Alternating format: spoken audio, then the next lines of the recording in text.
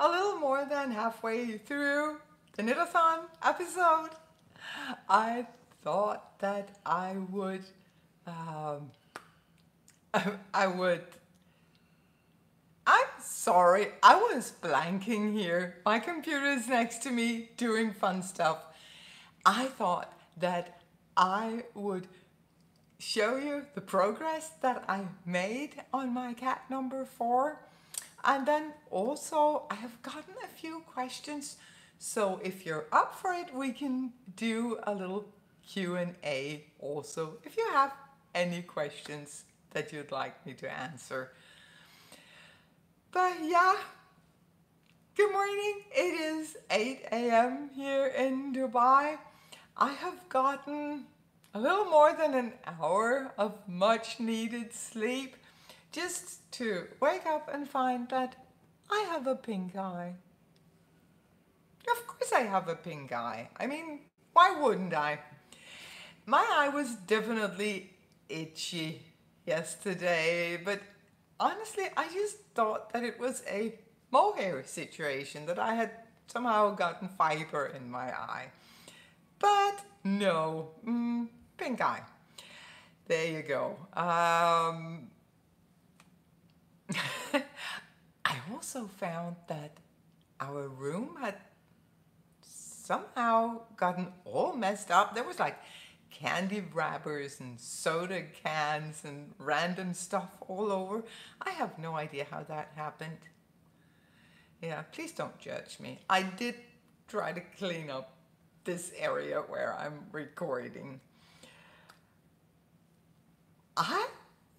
I see that Lizzie just tells me that it's 11 p.m. in Texas. You can let me know what time it is where you're at, because this time zone thing, it always boggles my mind.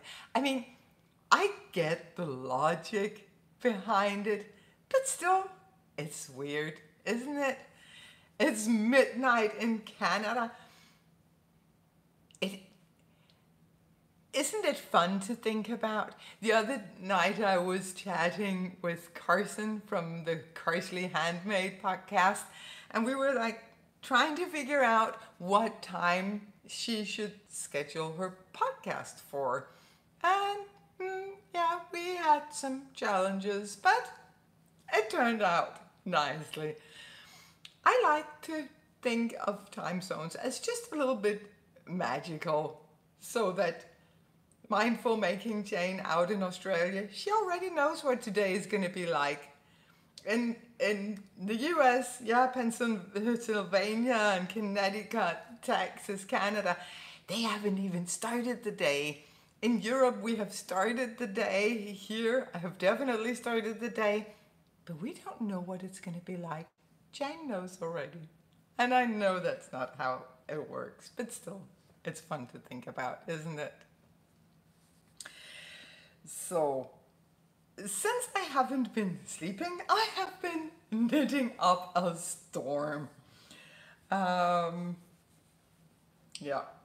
I have everything on one needle, even though I separated the front and the back. But what I have done, I have knitted the body part, and then I have knitted almost all of the back piece. In the pattern, I instruct that you knit the back first and then the front after. And that is because if you want to make modifications to the neckline, if you want to make it deeper or wider or more narrow, it is much easier to do so when you can see the back, so you get an idea, how is this gonna sit on my shoulders, and then you can make a more informed choice about your neckline, should you not wish to just knit it to pattern. I have made one slight modification to this. I am knitting it a little bit shorter because, as I told you yesterday, I am going up a size. This is going to be really oversized on me.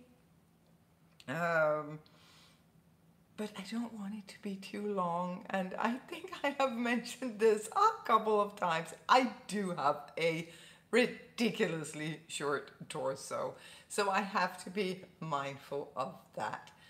So I am knitting it just a little bit shorter, but yeah, just look at this fabric. I really love how my yarns are playing together. That is just amazing. Because I went up a size, I have the heavier cables here. On the smaller sizes, the cables are smaller, again to not to give the vest the right proportions in all of the sizes. Oh, you find it beautiful. Thank you so much. This fabric, I didn't swatch. I just picked 2 yarns from Stash and thought they're gonna look gorgeous together. I packed them. I didn't pack a bag of yarn, so I'm really happy that it is turning out beautifully. The yarns that I am using is, and I mentioned this before, some wool of the Andes worsted. This is the Dove Heather colorway, and I'm holding it together with this glorious silk mohair, which is from Magpie Fibers. It's their Smoke and Mirrors colorway. And the wool of the Andes, that is just, it's a workhorse of a yarn. It's just easy to work with, easy to wear, easy all the way through, even easy on your budget. I love this yarn for these more rustic things that I like to do. I love the color of this silk mohair. And maybe you can hear when I say I love the color. I don't necessarily love the yarn itself. I don't know. I find it a little bit itchy. And I also find that it sheds a little more than I would like it to. But I'm sure that with wear, both of those things are going to be better. And also, I'm probably just spoiled from working with the mohair from KnitwearByMaki, which is in its own class. It's not even fair to compare the silk mohairs to the one from KnitwearByMaki. It is a little bit thicker than your usual mohair, and the hairs are so much longer. So that makes it softer because the hairs are able to lay down against your skin. It's like if you have a buzz cut, your hair is going to be like a little bit prickly, but when it's long, it's just going to lay down and be somewhat softer. Oh, Dorothy, you're also using wool of the Andes.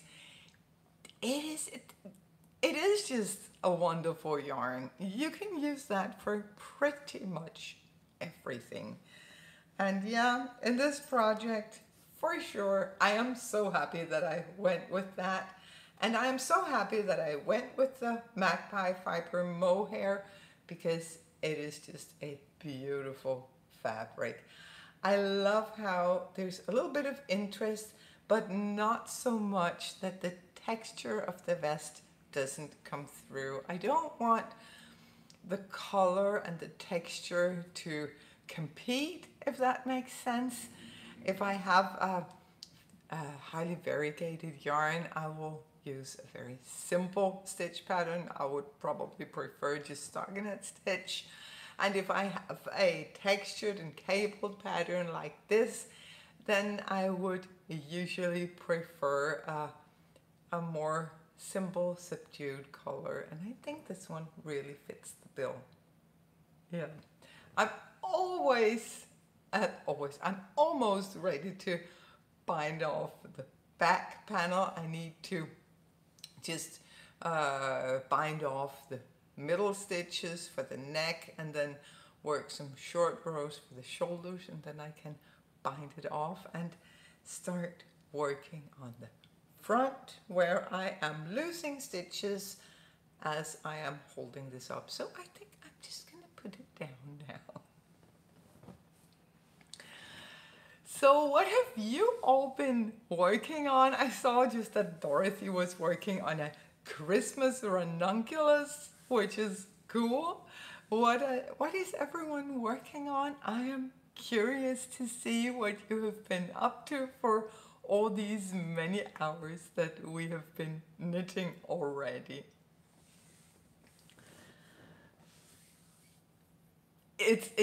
Someone says that it's a Pia color. It is definitely a Pia color, for sure. That's great. I love the grays. They have my heart. That's how it is. Yeah, people are, we have blouse number 1 from my favorite things, Knitwear Baby Cardigan, and there is Jessica is doing the MCAL, the Stephen West MCAL.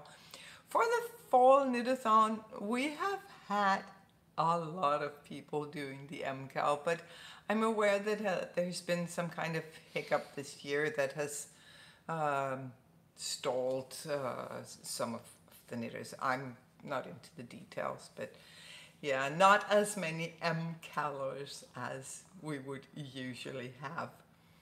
I'll need a cardigan from Petite Knit. That one is beautiful.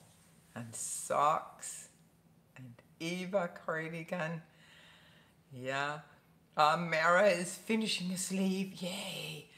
I love sleeves because they go by so fast. Of course, there's always 2 of them. I have no sleeves for the vest. Actually, part of my thought process behind this pattern for the cat number 4 was also that I really wanted to try to finish something for the knitathon. I don't think it's happening. But who knows? Maybe. I started out for the first knitathon that I did alone doing a long sleeved sweater. I was nowhere near finishing it. Then I did a couple of short sleeved sweaters. Didn't finish those either. And then in the spring, I did a vest, the cat number 3 that I was wearing earlier. Now I've slept in it, so I thought change of clothes would be nice. Didn't finish that one either. And then I thought, well, I am working on 5mm needles this time. That would be a US 7, maybe? 8? Yeah, probably a US 8. So it's a heavier needle, but I don't think I'm gonna finish. It's not about finishing, but sometimes I make it about finishing. That's just the way I'm wired, I guess.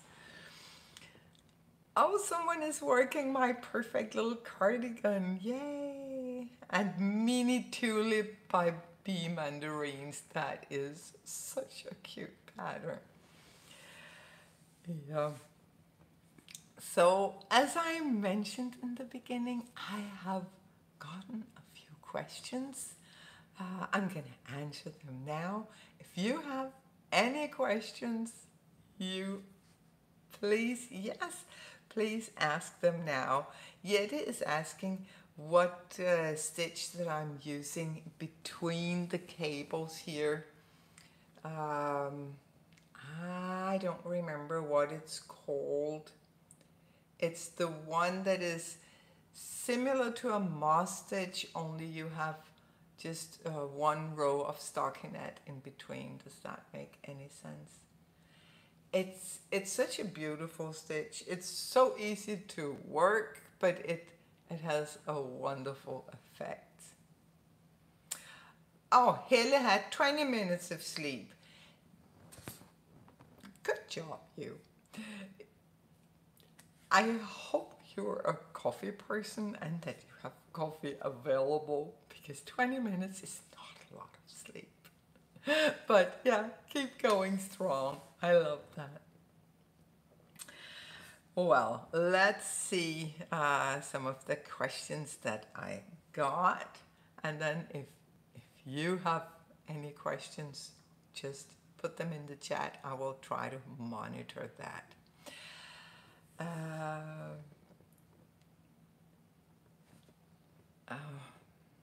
First question was, what is my favorite yarn? And I have been thinking a lot about that. And I guess the answer depends on for what project. Because I love working with the smooth, soft, luxury yarns, the cashmeres, alpacas, silks, camel, yak, all of that soft and oh so nice next to skin. And I love to use it in projects that requires a lot of drape and like kind of dramatic movement in the fabric.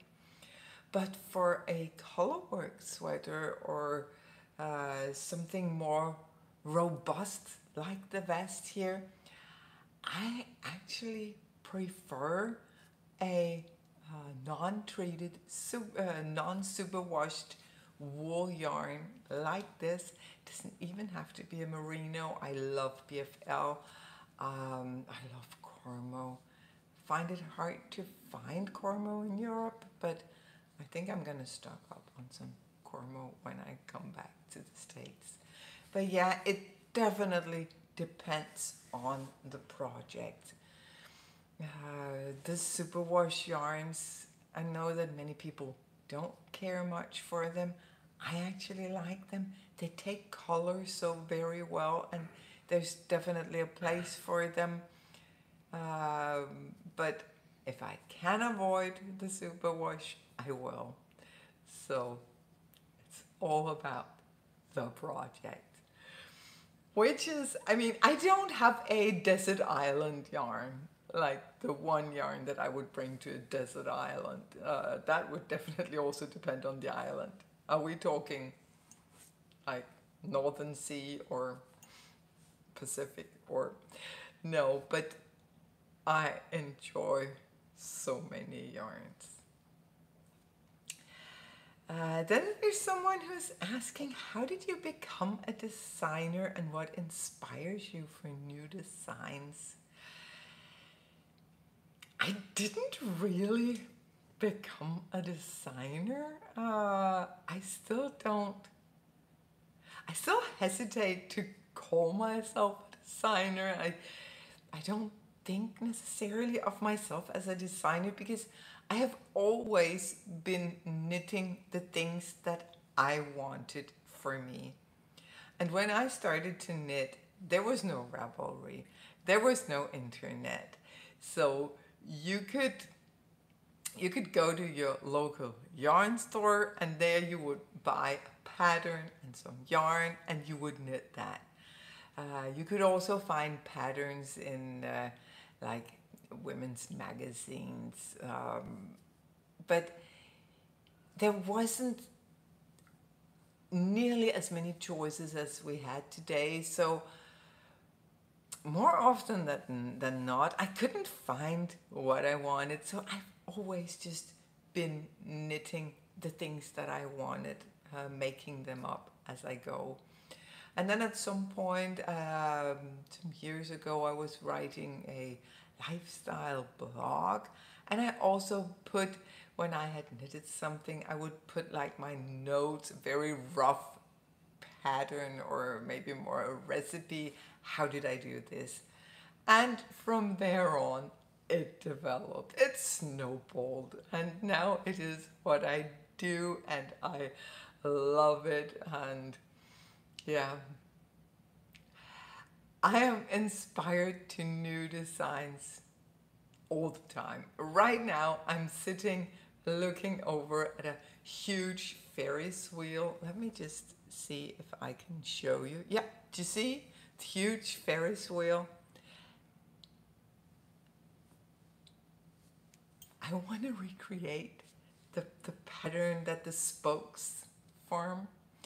I am often inspired by things that I need for my wardrobe, or maybe need is a strong word, things that I want for my wardrobe. So it is very much a matter of practical wishes and needs that will spark a new design. But yeah, there's always shapes and shades of colors and color play. There's always things that will catch my eye and spark interest or inspiration. Lizzie asks if there's a designer who inspires you. There is for sure a designer that I look up to so much. I am completely flabbergasted with Junko Okamoto. Her designs are awesome. They are always new. They are always tweaked, the fit, the shaping, the way she uses stitch patterns and color, and the way she creates shapes. It's just so unique. And from time to time, I will knit up one of her patterns because they are beautiful. I could never aspire to be like her. She is in a class of her own, but yeah, she is someone that I really admire for sure. I don't know if Malene asks if I have tried knitting with muscus yarn.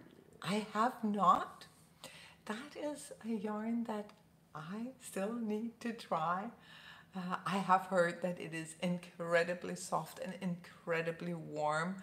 A friend of mine knit just some wrist warmers because it's a little bit pricey, but she bought just enough to make some wrist warmers.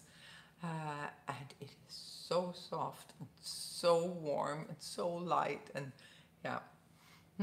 I am sure that that would be a yarn that I would really like if I was lucky enough to try it. I'll get my little greedy hands on some muscus at some time.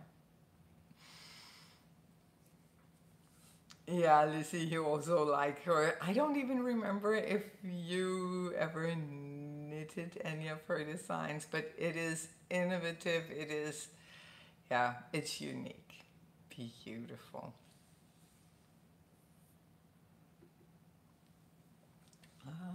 Let's see here. Another fun question that I got that I also had to think about until I decided to just give the first answer that popped into my head. Someone asked me, what is the best thing that you have ever knitted? And I was going over and over all the lovely things that I have knit over the years. But you know, the thing that really, my heart was flowing over with this answer, the baby blanket / shawl that I knit for little John's name giving. It was also used by his younger brother Lucas. That shawl blanket has a very special place in my heart. So that's probably going to be my answer. That is the best thing that I ever knitted, because there's so much happiness and so many wonderful memories knit into that thing. Oh, Sina asks me how I'm doing and if I have recovered from my surgery. Thank you so much, Sina. That is so kind of you. I am doing very well. I feel like myself again. Actually, I keep saying it over and over. For these past couple of days, Peter has had to listen to me going, oh, I'm so happy. I feel like myself. Oh, I have no pain. Oh, I feel like I have my strength back. I am still overflowing with joy of being back to normal. And I know that we humans, we're so entitled.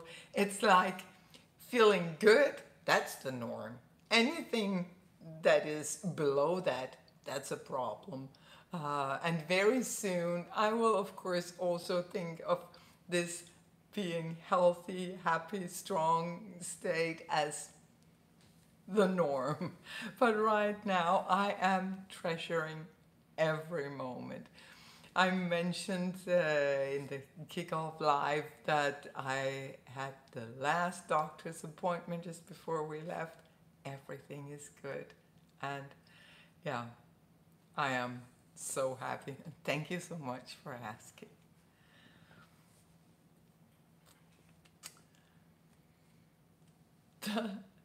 The last question that I have received is a question that I have gotten before. But I think, yeah, let's answer it again because it needs answering. How did Miss get her name? And it was a Danish person asking, and that is because in Danish, Miss is actually like kitty cat. It's what you will call your cat. She's not a cat, she's a dog.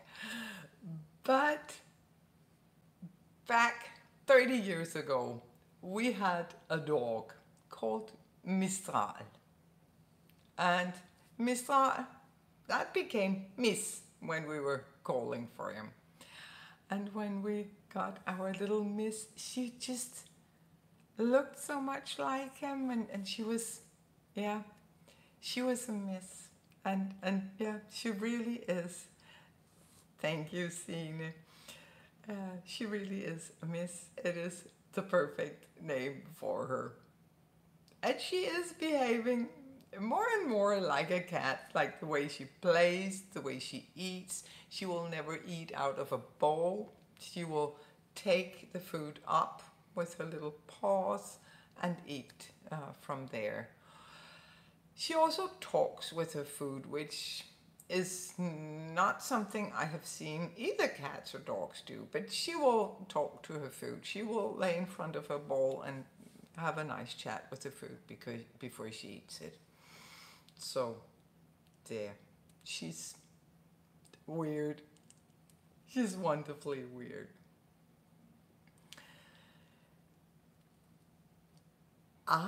If you have any more questions, yeah, just put them in the chat.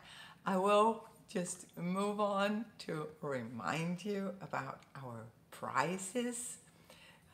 We have all the wonderful prizes that I showed you in the kickoff video. We have the patterns from WinterberryKnits. We have the yarn from AKnittersWorld, the yarn that Susanne Mørkøe donated. We have stitch markers, and we have the 3 bags from KnitwearByMaki. I also want to remind you of her special Knitathon bag that you can only get until 3 p.m. Central European time. So if you want that bag, I want that bag. I have made sure that I'm getting one of those. Go to her Instagram. All of the makers' Instagrams are in the show notes that will appear once we end this live stream. The video will process and then it will upload to YouTube. There will be a description box where you have the schedule for the rest of the day, and you have the Instagram handles for the generous makers who have donated prizes. Yeah, a couple of notes on the schedule. A lot of the lives happening in the following hours are going to be in Danish because there are so many people who contribute with their Danish podcasts. At 10 a.m. we do have Midnatsstrik, who is going to go live in English, and I have already seen she is choosing yarn and knitting a very special sweater. I'm going to watch all of them. Let's not try to assume anything else. Of course, I am going to go get some breakfast at some point, but I am going to watch all of them.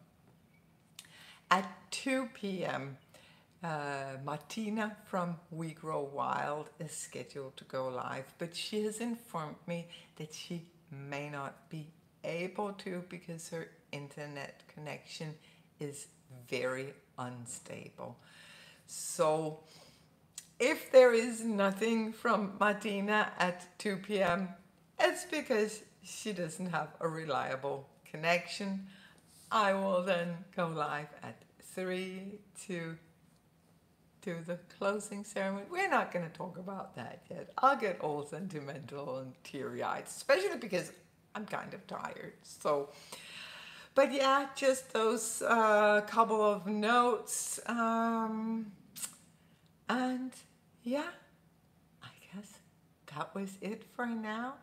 I'm going to be live in Danish in half an hour or something like that.